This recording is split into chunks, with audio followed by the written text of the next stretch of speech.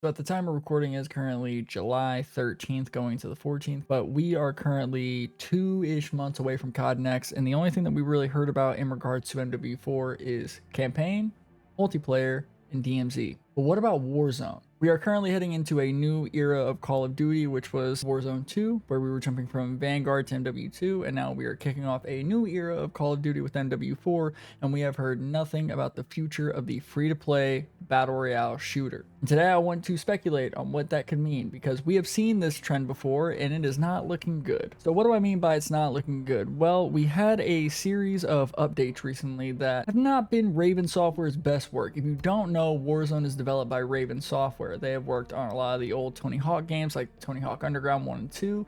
They've also done some campaign work for Ghost, Cold War, etc. They've been a support studio for Call of Duty for a long time.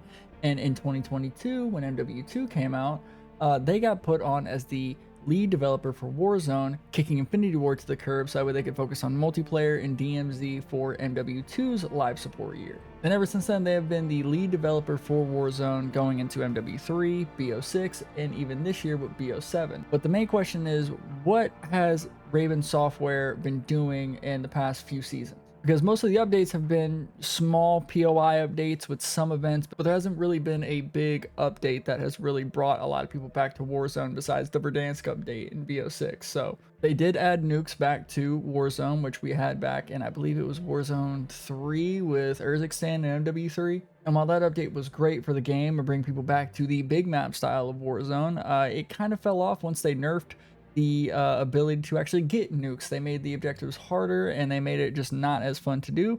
So what is Raven been doing besides doing these smaller quality of life updates instead of these big bombastic Warzone updates? I think they've been getting ready for MW4. Now that is the optimistic view of what we are currently experiencing right now, because we experienced something like this with MW3's version of Warzone. Around like season 4 and season 5, we didn't really get a lot of content updates that were bombastic. I believe season 5 of MW3 we got Superstore, and that was like the big final piece of content that was added to big map Urzikstan. And then Raven was pushed over to work on the Omni movement integration for Warzone and the new audio engine that BO6 was coming with, and it fucked the whole game up. But season 6 of MW3 was made entirely by Sledgehammer. That zombified Rebirth Island that we all played, that was all Sledgehammer, because Raven was working on the next integration for Warzone.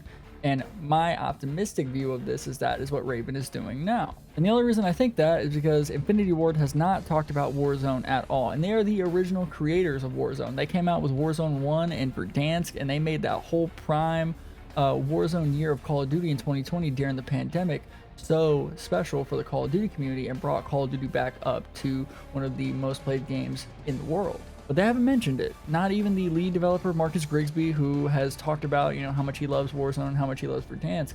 We've only talked about DMZ. So there are two ways that this could go. Either A, we're going to hear about COD Next soon, and then at COD Next we're going to hear about a full Warzone suite given by the lead of Raven Software. I can't remember his name, but we're going to get a showcase of what we're getting, what big map we're getting, everything like that from Raven. But I feel like the more realistic side is a lot darker and a lot less fun for us. A part of me thinks that Infinity Ward is still a little bit spiteful for getting kicked off of Warzone 2's development during MW2.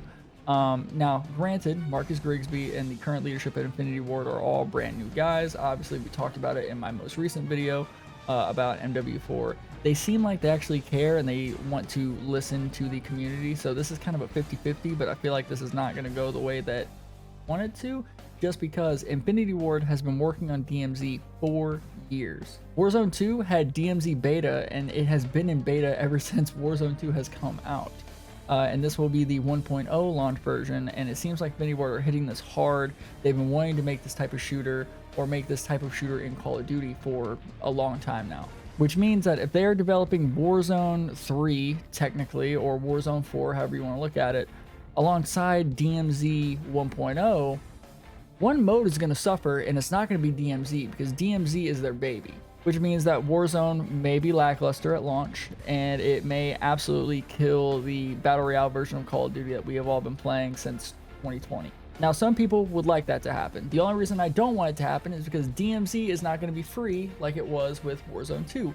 You will actually have to pay for it to play DMZ this time around, which is good. I think that the cheating epidemic in DMZ right now, from what I've just seen from scouring YouTube DMZ content, it's almost just as bad as the Warzone cheating situation that we've been experiencing for, I mean, since Warzone came out. So that's good, and I'll definitely be playing it, and I'll definitely be making videos on it and shorts and all that, but I'm worried that the unique gameplay loop that Warzone has is going to get neglected if Infinity Ward is trying to juggle too many pots in the kitchen right now. Because not only do they have to worry about DMZ, but they also have to worry about having a banging ass live support year of multiplayer, as well as make sure that campaign launches smoothly because we're doing campaign early access this year. So it's a lot of moving parts, and then you have to set aside a team of developers from Infinity Ward to help develop Warzone, big map, circle algorithms, like how does the circle act, how does gas damage work. There's so much that goes into making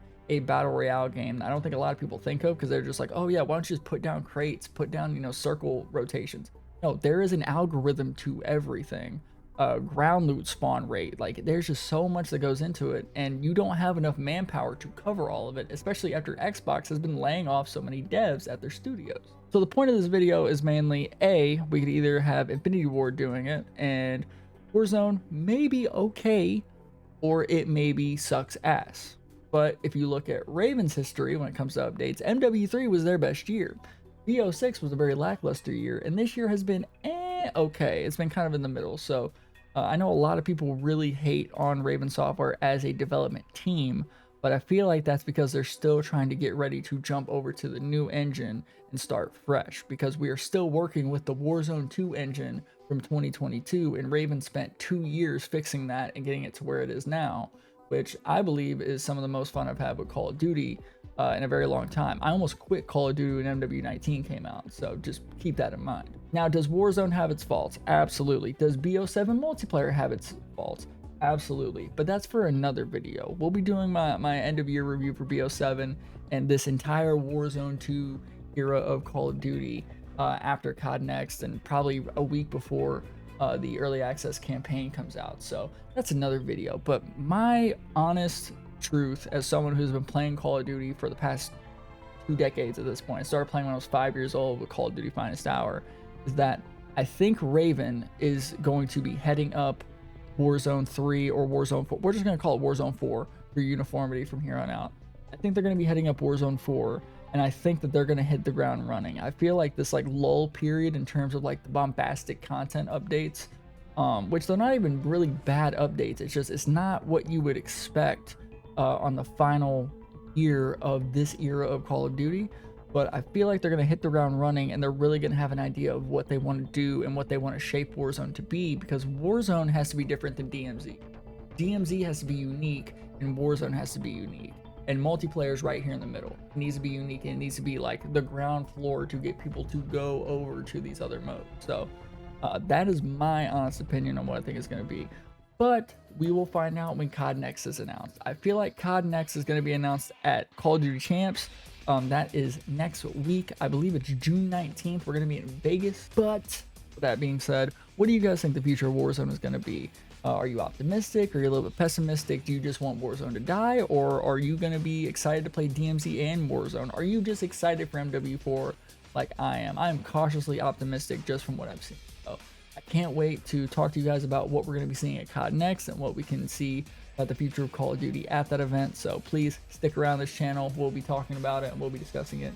And this will be the best place to get your news, because I have been around for a very long time and I have a lot of unbiased thoughts. That being said, thank you so much. If you've gotten to this point in the video, I really do appreciate it. Comment grape, comment orange, comment apple, in that order. You can even do emojis. I don't mind. Just let me know that you got to this point. I really do appreciate it. Thank you guys so much. If you want to see more of my little commentary videos like this, please hit the subscribe button, hit like, comment, let me know, stick around. I promise you, we're gonna be hitting MW4 running, and I cannot wait to bring you guys on that ride with me. That being said, please stay safe out there, have a good rest of your day and night, and I'll catch you guys in the next one.